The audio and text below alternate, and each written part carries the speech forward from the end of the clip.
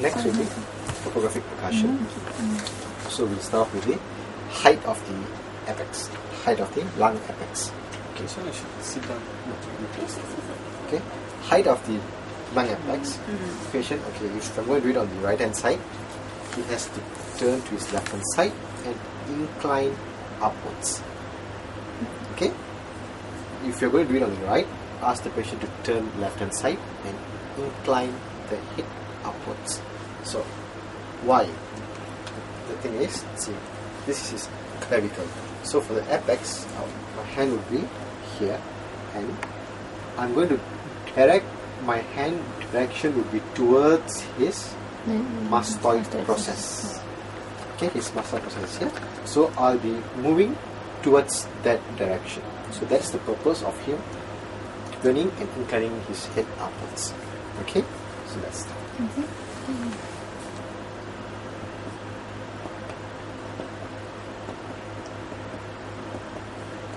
here.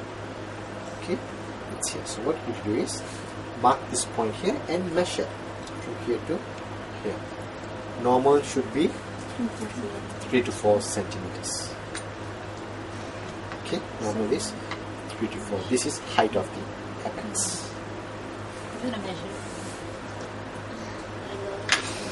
Shakif, you measure from the From here, that here is the Clavicle, is it? which one? what to what the name? From the clavicle, to the point of ulnar sleeve. This is 3 centimeters. Okay. So okay, or you want me to show you another time? Sure. Okay, I'll just okay. Now I'll do it on left hand side. Okay. So if it's left hand side, same thing. Same thing. Turn and incline upwards. Mastoid process. So you have to go towards the mastoid process. So yes. Remember, you must be in front of the patient. Okay. I'm just showing you, so I'll be here. But on exam, make sure you be right in front of your friend. Okay.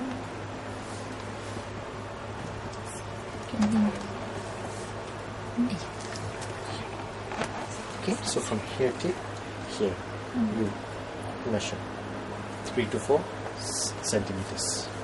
Okay, So we do on both sides, okay? Or just one side? both sides. You have to do on both sides. Yeah, both sides. Because you have to compare that. So you compare both sides. Okay. Next. Also apex, right? This is the posterior part of the apex. Posterior part of the apex, usually we direct it towards which vertebra? 7. C7. Where is his C7? Most prominent one. Most prominent is the one. Okay. This is his C7. So it's here. So we are going to move from here. This is scapula. Okay. Upper border of the scapula. So this is what region? Suprascapular. This is which region? The spinatus region.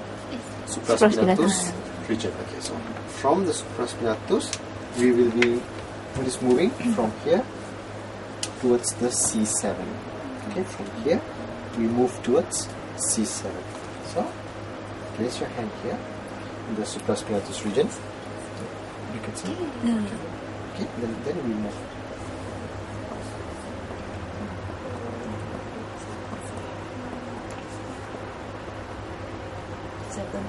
Here.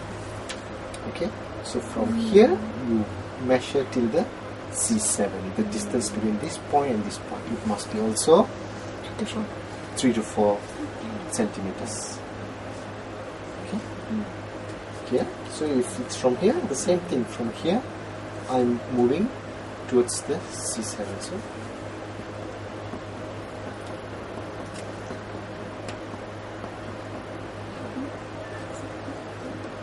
okay, so from here to here. Okay, so you measure this and measure this. Normal 3 to 4 centimeters. Okay, next would be his chronic isthmus. Chronic isthmus, the patient has to sit on the chair.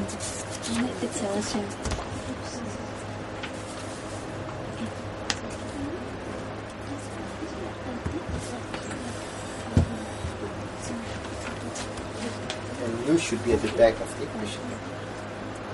Coming. So, okay. So, chronic isthmus, we usually start from the mid-clavicular line. So, you have to start off from mid-clavicular line. What are we going to percuss here is, from the mid-clavicular line, you move downwards. Okay? You move downwards, and when you hear changes of sound or dullness, you mark your point. Then you come back to your mid-clavicular point, and you move upwards. You move upwards. And when there's changes of sound or dullness, you mark your point. And then you measure from this point till this point. Normal should be 6 to 8 centimeters. Okay? So let's start. So you place your hand here.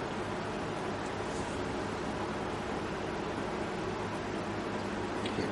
Then you come back to the mid-clavicular point and you move upwards.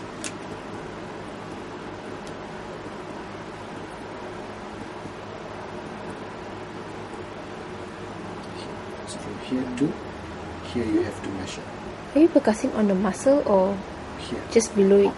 This below this here. Here's the muscle, right? Below. Oh, Here. okay. See, you can see this. See? So it's here. Okay. You're percussing here. Okay? Because your apex of lung is here.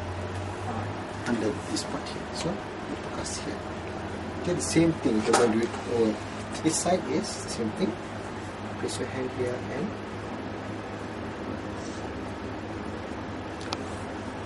here. Then come back to the mid-clavicular point. You move upwards.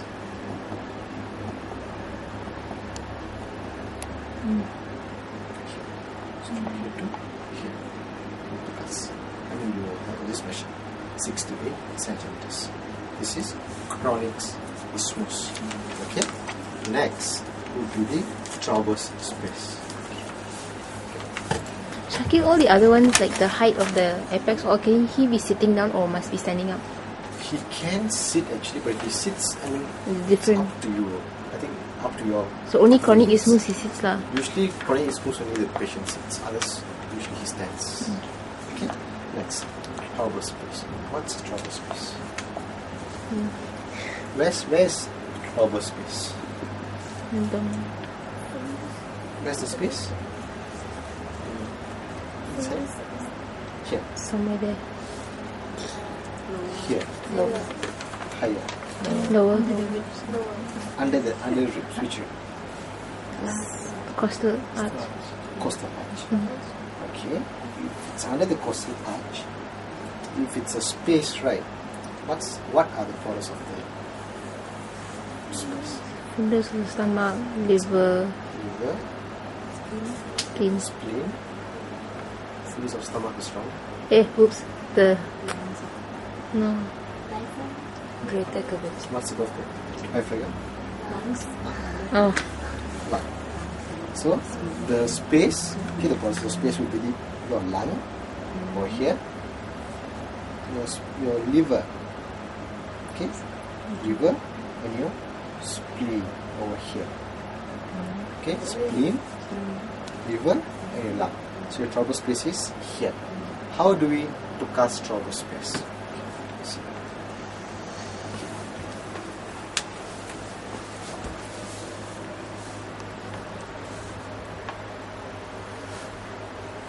Okay, this is the costal arch.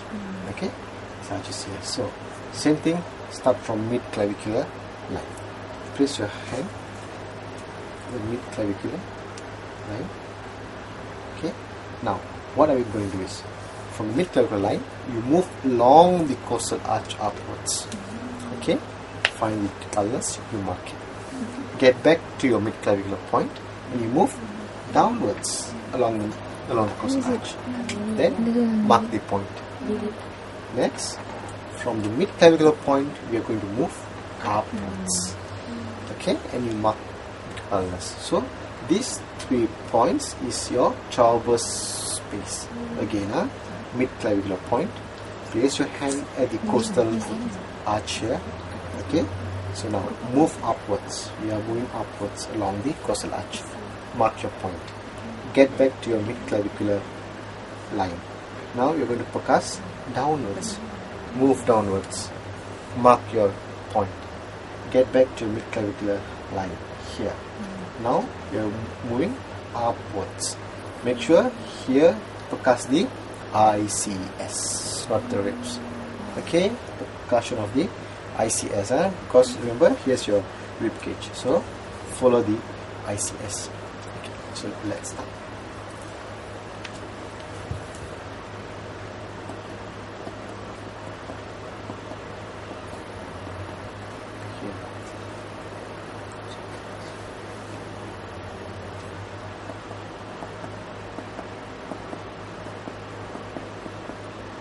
Here.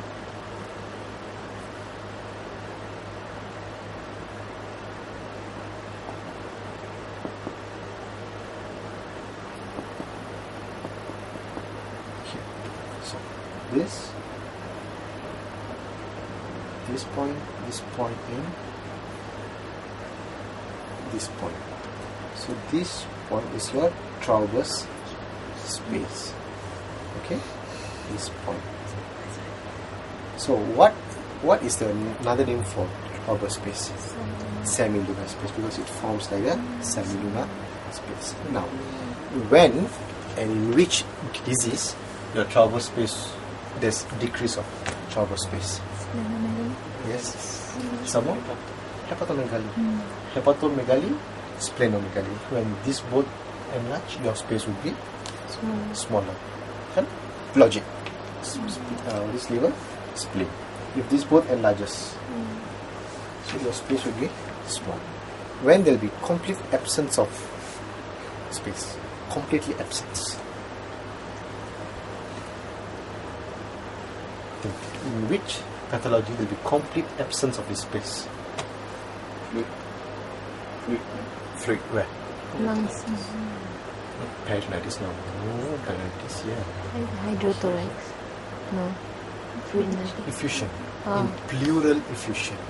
When there's fluid in the pleura. Because your pleura is here, right? Okay? This is your lung, and your pleura covers the lung. So, when there's fluid in the pleura extends. Because pleura is just a thin, it's a thin membrane. Okay, your pleura. So when there's fluid in it, it can extend. So when it extends down. So when it extends down, and when you percuss, there will be all dullness. The whole thing will be dull because you are percussing on fluid.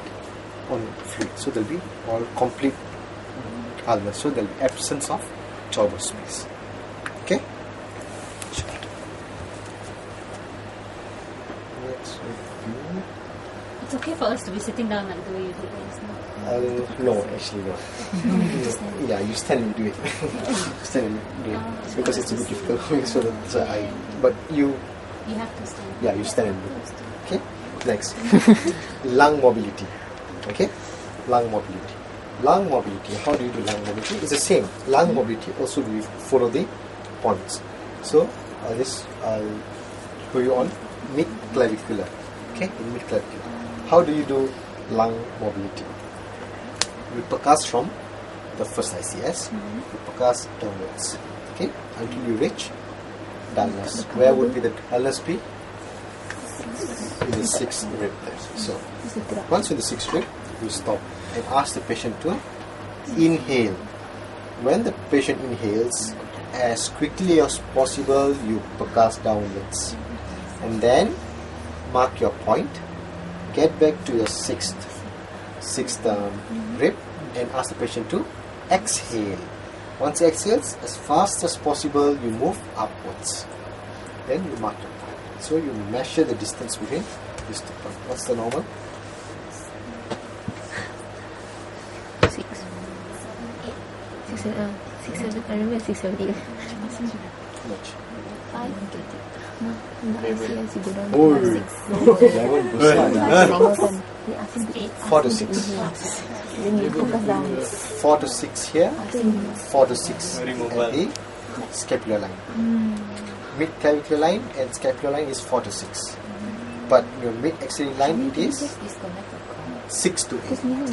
Oh, these. Be careful. Here 46, 46, 6 to 8. Could you repeat? Yeah. Yeah. Lung mobility means is the how to say it? The expansion of your lungs during inspiration and when it contracts in during your expiration. So, if you're going to take in your mid clavicular line, the normal lung border is in the 6th rib. Okay. So now, when he inhales, the lung would expand.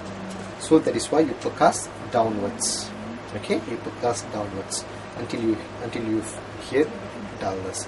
Then, once he exhales, the lung goes up again, goes up back to its normal position. Then, from here you percuss upwards. So then the distance between them is what you call as mobility of the lung. How much the lung moves. Okay? Okay. Now let's.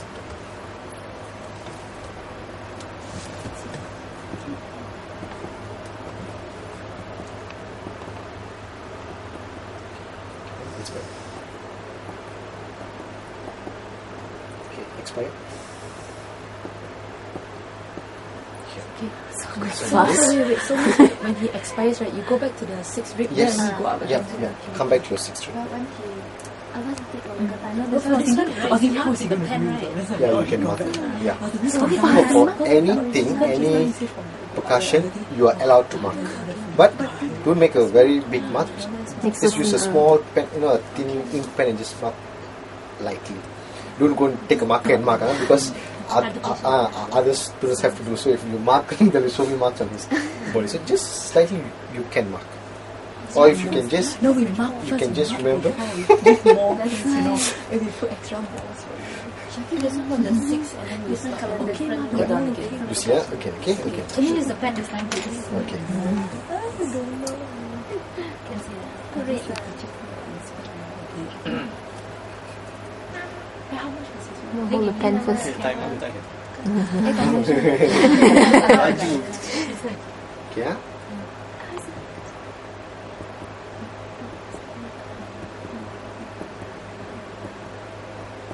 Okay, inspire. Expire.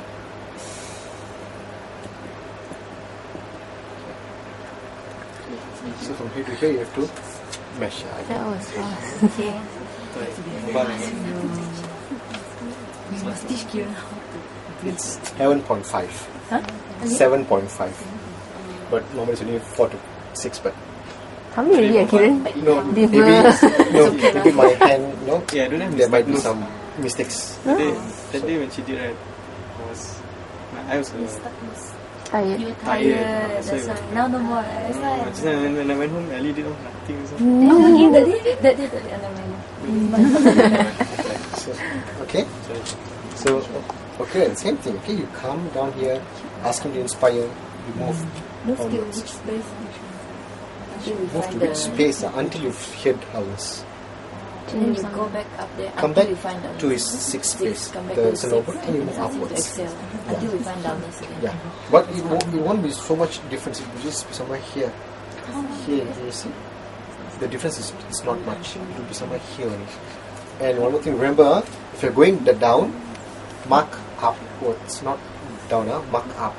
Here. If you're going upwards here, mark below. Because it's Because if you mark up it, then your thing will increase and it's wrong. Okay? So, okay with lung mobility? Okay. Do on both sides. No, lung mobility you do one.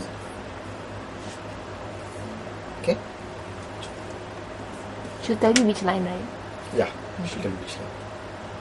So next, So usually they tell you the mid. usually it's this line, usually they ask you to do this line because it's much more difficult here. Because you have to move down, it's like so. On each line, there will be standard. Yeah. No, remember, here is 46 in your mid clavicular and your scapular line is 46. If you're going to use your axillary line, it will be 6 to 8. 6 to 8. Okay, for scapular line, right? You start below the Scapula. Yes, as you should. Can you Below show? scapula. Sure. Okay. Scapula line.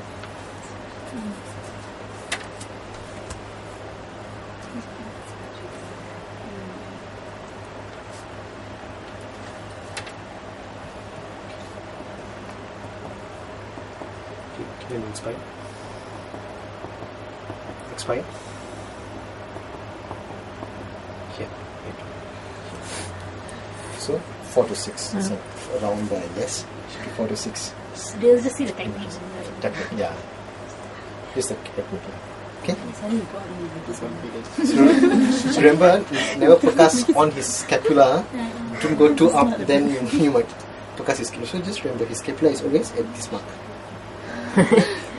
Take this mark as his lower of his scapula. Start from the Yeah, yeah. Okay.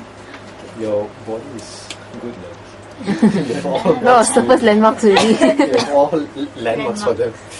Okay. Okay, Isa. Yes, sir.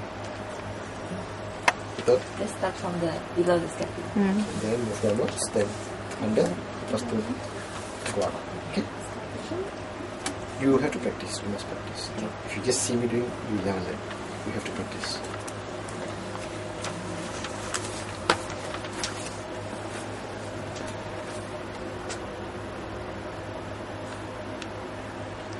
Next will be auscultation. So auscultation. So auscultation is the same points as your what is this? Vocal frequency point. So the same thing. 1, 2, 3, 4, 5, 6. Again, 1, 2, 3, 4.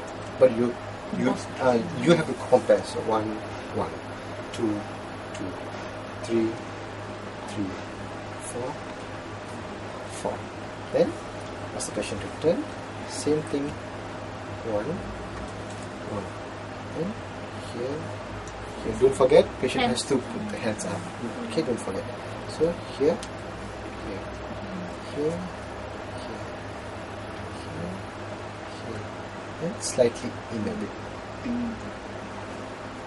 Okay, and remember, while doing this, ask the patient to inspire.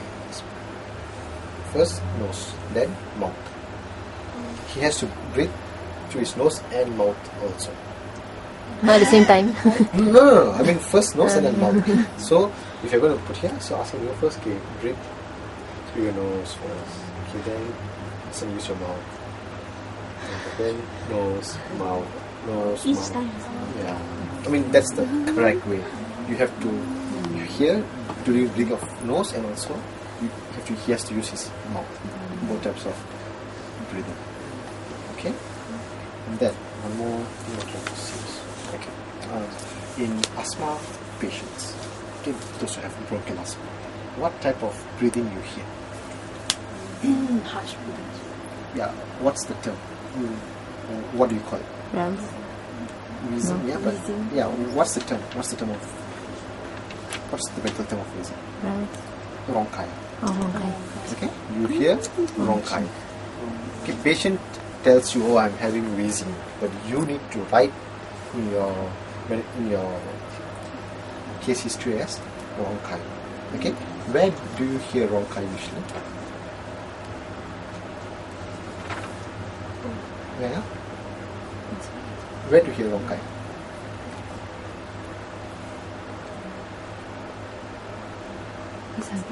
Which phase is it? No, I mean where? In which part? Where do you hear bronchi?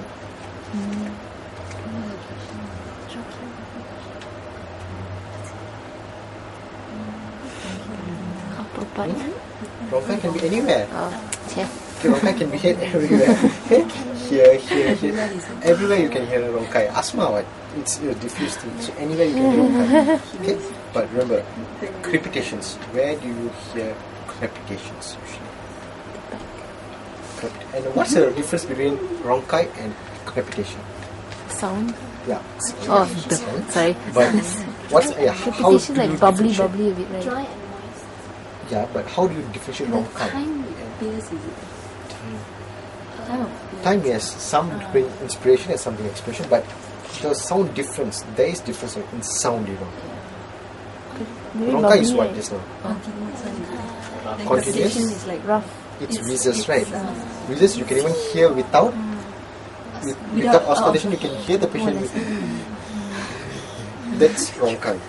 How does crepitation sound? It's like taking a piece of paper and you crumple like it's like cracks. So that usually can be heard at the basal part of the lung. Crepitations are usually heard at the basal part of the lungs. So these are the two main things like okay? And crepitations. This is what you must always hear. If any patient come up to you in emergency department, okay? These patients are the one who comes there regularly.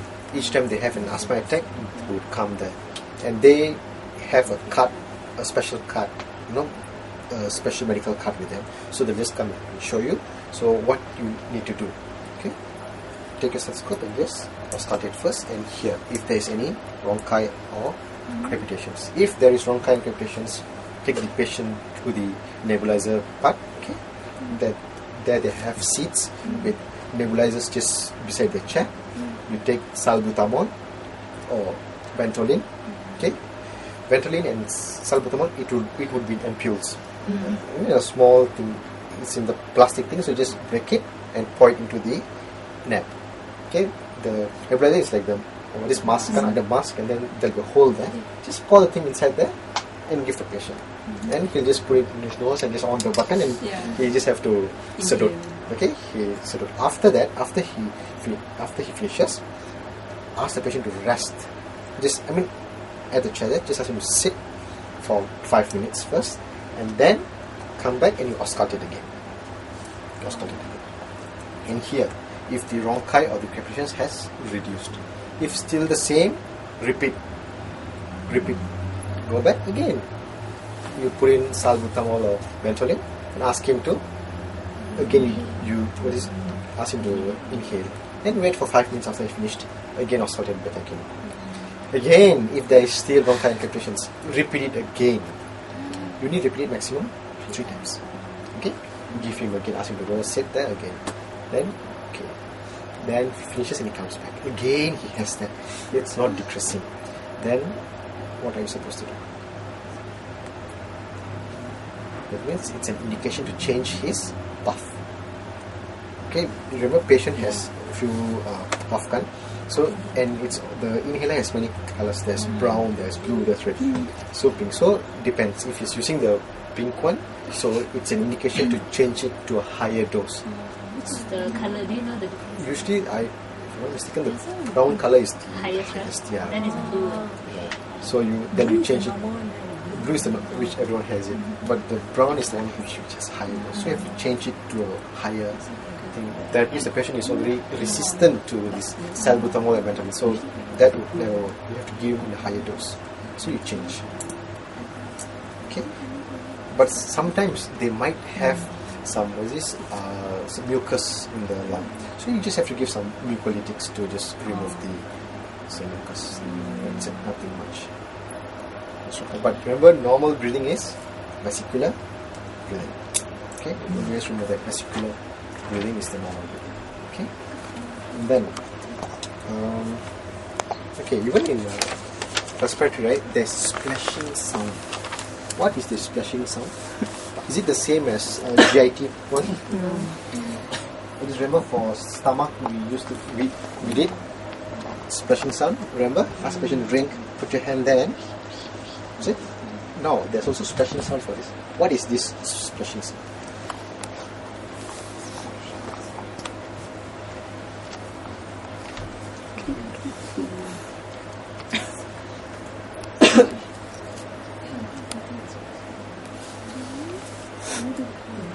In which disease you hear this splashing sound? Hydropneumothorax. In hydropneumothorax, you hear this splashing sound. That means what What is there in hydropneumothorax? There's serous fluid plus air. So that is when you hear this splashing sound. And how do you hear this splashing sound? How do you hear? You oscillate. You shake the question. Yeah, correct. You shake. But there's another thing. What else you have to do? Only shake. You shake. Not auscultate. You auscultate, but with your ears. Put your ear towards the chest, and you shake the patient. Yeah. Okay. Yeah. Serious. How you just go near, put your ears. Can You put in you just move. You also move with the patient. Okay. That's splashing sound. Because they do ask this in your exam. Yeah. We have to do it then. No, you just explain like just explain. You don't need to do it. Just explain. I think I start laughing. No, because you do also there's nothing more. You know? I show lah. You can show. And remember the coins test? Did she mention about coins test? No. What's the coins test? Coins. Coins test. Coin. Coin test. Coin test. What's coin test? You can Pass through. coins test. Instead of using this, you use 2 coins. Put the coin on top, take another coin and hit. So your coin becomes the pleximeter and the plexer. So you are not going to use this, This will be replaced by the coin, and this will be replaced by Another coin. percussion. That's called coins test. So you put the coin and you pop, pop, pop, pop, pop, pop, pop, pop, pop, pop. But this coins test must be done with 2 doctors. One doctor hits here, and another doctor would be at the back, auscultating. So you take. He uses the stethoscope and he auscultates at the back, while one doctor will be in front percussing. This is used in large pneumothorax or large pleural effusion. It means it's a huge. The whole bloody lung is filled with water or fluid or hydrothorax. NP became its pus formation. Big, it's a huge. The whole lung is filled with fluid. Any size coin. Huh? Any size. Any Size. any size coin. Yeah. Just put the coin there and you do it. What are you actually supposed to hear? I mean, Yeah. What's the difference? The difference is, there's no difference. It's the same, but it's just that it's called coins test. Means normal percussion you won't even get the normal. No, of course you can get it, but it's a different method, a different Russian method. Russian. Yeah, Russian method. They come up with all Even the these. chest moving one is Russian. Yeah, they come up with all these bright ideas. I think so. The shaking. When you have an ultrasound and X-ray, why do you need to check the patient's chest? Just take the ultrasound and that's what you fluid inside there. Done. Or just go and do an X-ray. You'll know. You can see a fluid level. X-ray straight away. Yeah, X-ray straight away. Why do you need to go and put your ears there, shake the patient? X-ray is faster and more accurate. You know exactly where is the point, and if there is fluid, it's easy for you to puncture. Because if you know the fluid is here, just puncture here. Puncture, drainage tube. Finish, done. Okay, when you do auscultation, what is Oh yeah. Conclusion for auscultation will be normal vesicular breathing. That's it. we don't have to say anything. Just nothing. Yeah, just normal vesicular breathing. it's gonna go beep. We're done. Are you done? Oh, not bad, huh? Issue respiratory is the fastest. There's nothing much in respiratory. Oh yeah, CPR. Okay. He has to lie down. Going to habis On the already. floor, like, No, he doesn't. CPR. Okay. How many more minutes? 0, but it's still moving.